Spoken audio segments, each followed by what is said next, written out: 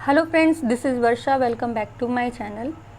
C TET के previous year question paper की series में आज हम 2018 का 6 to 8 में जो पेपर हुआ था क्लास के लिए उसको कराने वाले हैं। आप सभी जानते हैं, और जो 2011 से लेकर अभी तक पेपर हुए हैं वो भी हमने करा दिए हैं। वो सभी प्लेलिस्ट बनी हुई है, आप वहाँ देख सकते हैं। तो स्टार्ट करते हैं अपना वीडियो। पहला क्वेश्चन देखिए क्या है। एंड अगर आप चैनल पर नए हैं तो प्लीज़ चैनल को लाइक, शेयर एंड सब्सक्राइब ज़रूर करें, जिससे आपको जो भी इम्पॉर्टेंट वीडियो है वो मिलती रहे। ओके, तो पहला क्वेश्चन है कि शरीर के केंद्रीय भाग में परिधियों या अग्रांगों की ओर का विकास दर्शाता है।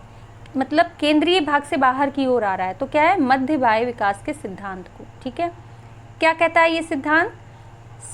सामीप्यता विकास का सिद्धांत ये बतलाता है कि वृद्धि तथा विकास निकट से दूर की ओर क्रम का अनुसरण करती है। ठीक है, इसके अनुसार पहले केंद्र में स्थित अंगों की रचना व नियंत्रण होता है, फिर केंद्र से दूर स्थित अंगों की रचना व नियंत्रण होता है। ठीक है, नेक्स्ट है आपका, स्कूल बच्चों के समाजीकरण की एक ऐसी संस्था है जहां क्या होता है, प्रमुख स्थान स्कूली बच्चों का होता है। ठीक है, दिनचर्या का नहीं होता, गतिविधियों और शिक्षकों का नहीं होता। मेन क्या होता है, स्कूल में स्कूली बच्चे केंद्र में होते हैं, तो प्रमुख स्थान स्कूली बच्चों का होता है। ठीक है, थर्ड देखते हैं, जब आप एक शिक्षक समूह से जुड़ जाते हैं और अपने समूह के अन्य लोगों की ही तरह पोशाक धारण करने लगते हैं तो आप प्रदर्शन कर रहे होते हैं समूह की अनुरूपता का। ठीक है भाई, यूनिफॉर्म क्यों लागू की जाती? इसी वजह से ना कि हर कोई समान दिखे, तो आप उसकी जो समूह की अनुरूपता है उसका पालन कर रहे होते हैं। फोर्थ है आपका, किसी वस्तु के स्थायित्व की अवधारणा पियाजे के विकास के चरण में प्राप्त होती है। किस चरण में?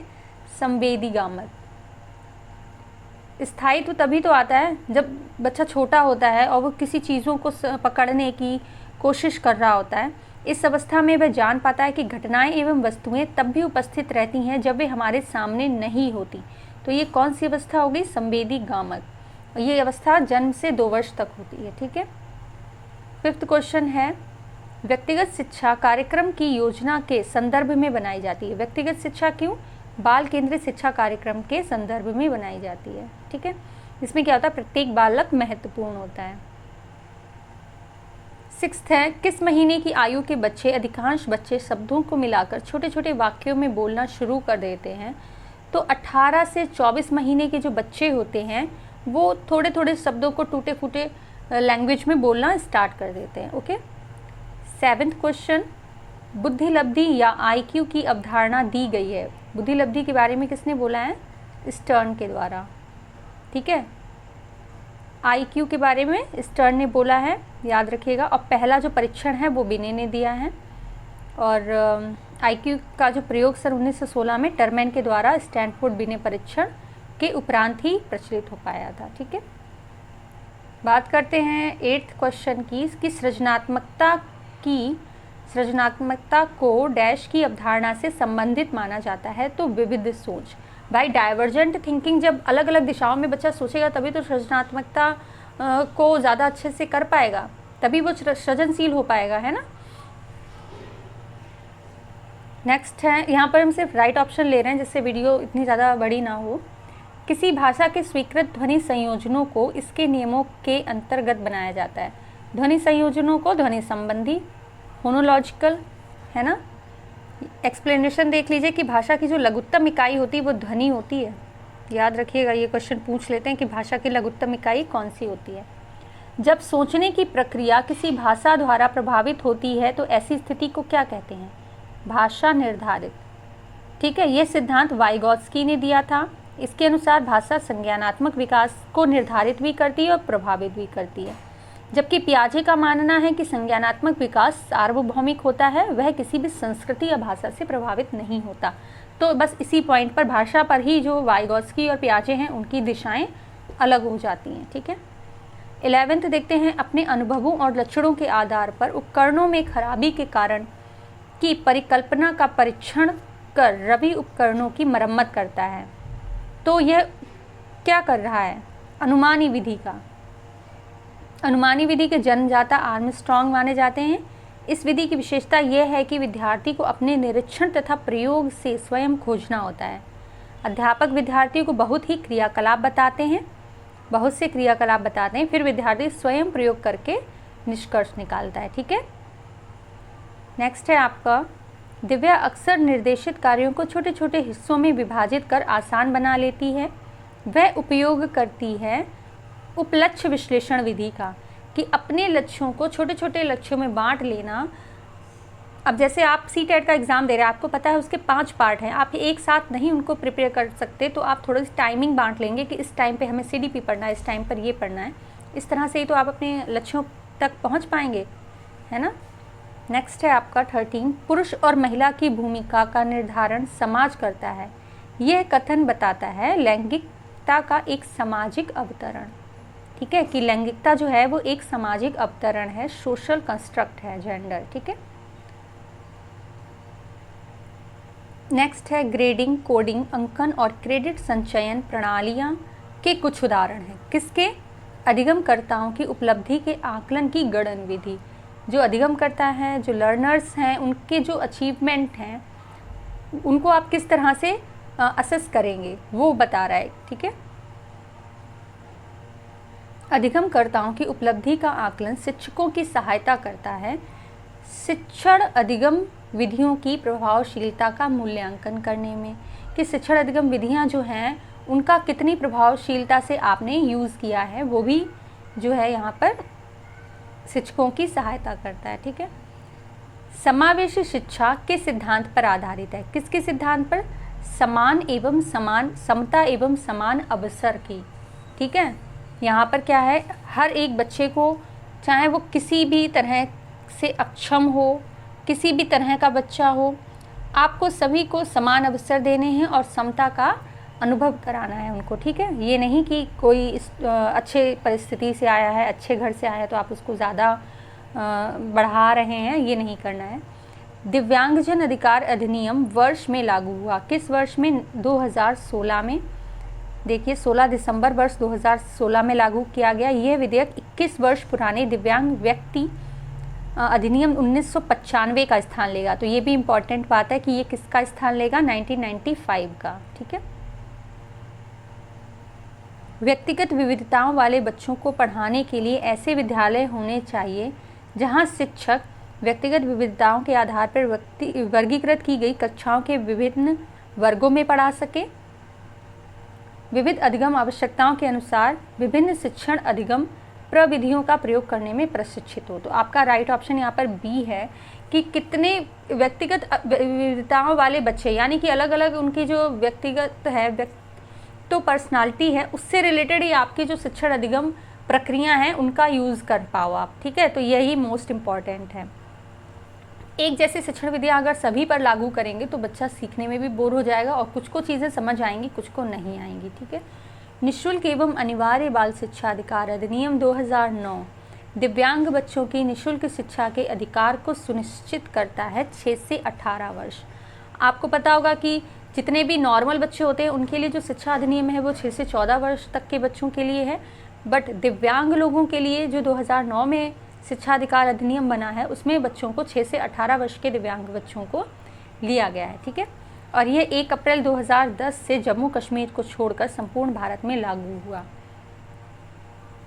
20 क्वेश्चन है कि विविध अधिगमकर्ताओं के लिए सुगम्य स्वरूपों में शिक्षण अधिगम सामग्रियां प्रदान करने का तात्पर्य है। तो क्या होगा यहाँ पे? सार्वभौमिक समावेशी शिक्षा के नैतिक विचार या अधिगम की सार्वभौमिक संरचना। आपका राइट ऑप्शन यहाँ पर डी है। ठीक है, 21 है स्व जागरूकता एवं संज्ञानात्मक क्षमताओं का नियंत्रण, जैसे योजना बनाना, समीक्षा करना, संशोधन करना इत्यादि में अंतर्निहित है। क्या? संज्ञान बोध। ठीक है, एक्सप्लेनेशन समझ लीजिए कि संज्ञान बोध के अंतर्गत छात्र विभिन्न संप्रत्यों के परस्पर संबंधों का अवबोध करने, नियमों को पहचानने, समझने वाले उनका विभिन्न परिस्थिति में अनुप्रयोग करने के विषय में गुण, भाव और तथ्यों को समझने जैसी योग्यताएं विकसित कर लेता है। ठीक है, संज्ञान बोध का मतलब क्या है? खुद की समझ डेवलप कर लेना। जब बच्चे प्राप्त की गई सूचनाओं की व्याख्या करने के लिए अपने अनुभवों के आधार पर सोचते हैं तो उसे क्या कहा जाता है? मूर्त सोच। ठीक है, 23 है, अधिगमकर्ताओं को व्यक्तिगत क्षमता के आधार पर उनकी कठिनाइयों के विभिन्न स्तरों को ध्यान में रखते हुए पढ़ाने की विधि को कहा जाता है विभेदी अनुदेशन। अधिगमकर्ताओं को उनकी अलग अलग क्षमताओं के आधार पर उनकी कठिनाइयों के विभिन्न स्तरों को ध्यान में रखते हुए पढ़ाने की विधि को विभेदी अनुदेशन कहा जाता है। इस विधि में क्या होता है, विभेदी अनुदेशन विधि का प्रयोग बच्चों की व्यक्तिगत विभिन्नता को ध्यान में रखकर किया जाता है, ठीक है, ताकि सभी विद्यार्थी अपनी क्षमताओं, योग्यताओं तथा आवश्यकताओं आदि के अनुसार शिक्षण अनुभव प्राप्त कर सकें। नेक्स्ट आपका है प्रतिपालन अधिगम का एक विशिष्ट चरण है जो अधिगम के चरण का पूर्ववर्ती है। क्या है यहाँ पर प्रतिपालन? सामान्यीकरण, जनरलाइजेशन, ठीक है। इसमें देखिए मुख्यतः 6 चरण होते हैं: प्रारंभिक अर्जन, उन्नत अर्जन, प्रवीणता, प्रतिपालन, सामान्यीकरण और समस्या समाधान, अनुकूलन। 25 देखते हैं। ज़ोज़ोंग का यह मानना है कि संज्ञान और भाव होते हैं कैसे? स्वतंत्र होते हैं। ये इम्पॉर्टेंट हैं, रिपीटेडली पूछा गया है, तो याद रखिएगा कि ज़ोज़ोंग का यह मानना है कि संज्ञान और भाव जो होते हैं वो स्वतंत्र होते हैं। संवेग का संज्ञान पर कोई प्रभाव नहीं पड़ता और ना ही संज्ञान का संवेग पर कोई प्रभाव पड़ता, ठीक है।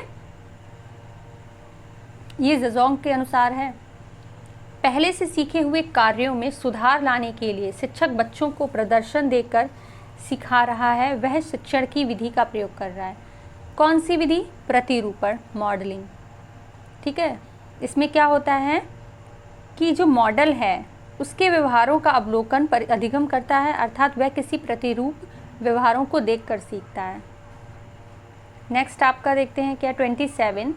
मैन और जेनिस के अनुसार निर्णय लेने वाले बच्चे समस्या का विश्लेषण करते हैं, विकल्पों की सूची बनाते हैं और इसके फायदे और नुकसान के प्रत्येक पहलू पर विचार करते हैं। उनका जो व्यवहार है वो क्या प्रस्तुत करता है?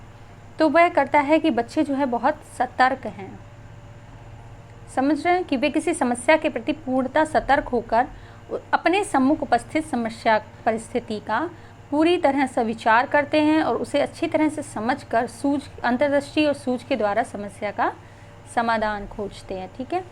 28 है। एक समस्या सुधारक बच्चा विचार के आधार पर कथनों की सच्चाई या संभावना का मूल्यांकन करता है।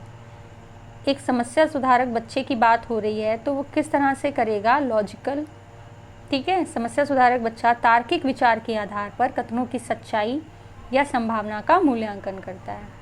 29 देखते हैं क्या है कि जिस दिए गए कार्य को करते समय बच्चे स्वयं आनंद लेते हुए अनुभव प्राप्त करते हैं उसे क्या कहा जाता है? उपभोक्ता प्रकार का कार्य, ठीक है, क्योंकि उपभोक्ता प्रकार का कार्य वह होता है जिसे बच्चे स्वयं अपने उपयोग के लिए करते हैं, साथ ही उसमें उनकी रुचि होती है और तथा उनके वास्तविक जीवन से संबंधित होता है। लास्ट क्वेश्चन देखते हैं कि बहुसंवेदी शिक्षण अधिगम की प्रविधि में अधिगम संवर्धन हेतु दृश्य, श्रव्य, स्पर्श और संवेदनाओं का एक साथ प्रयोग किया जाता है। गतिबोधक एक्सप्लेनेशन समझ लीजिए कि बहुसंवेदी शिक्षण अधिगम प्रविधि बच्चों को विभिन्न इंद्रियों के प्रयोग पर बल देता है। ऐसा माना जाता है कि इंद्रियां ही ज्ञान के स्रोत हैं। किसी भी बात को सीखने में हम जितनी ज़्यादा इंद्रियों का प्रयोग करेंगे वह बात हमें उतनी ही जल्दी व बेहतर याद होगी। पहले आप पढ़कर याद करते थे, बट आप लोगों को देखकर और सुनकर याद करते हैं तो वो चीज़ें आपके माइंड में ज़्यादा अच्छे से बैठ जाती हैं, क्योंकि जो टीचर आपको पढ़ा रहा होता है वो रिपीटेडली उस चीज़ को बार बार बोल रहा होता है, ठीक है, और आप उसको सुन रहे होते हैं। तो आई होप कि आपको ये वीडियो समझ में आई होगी। चैनल पर नए हैं तो प्लीज़ चैनल को लाइक, शेयर, सब्सक्राइब ज़रूर करें। चैनल पर सपोर्ट बनाइए। Thank you so much for watching.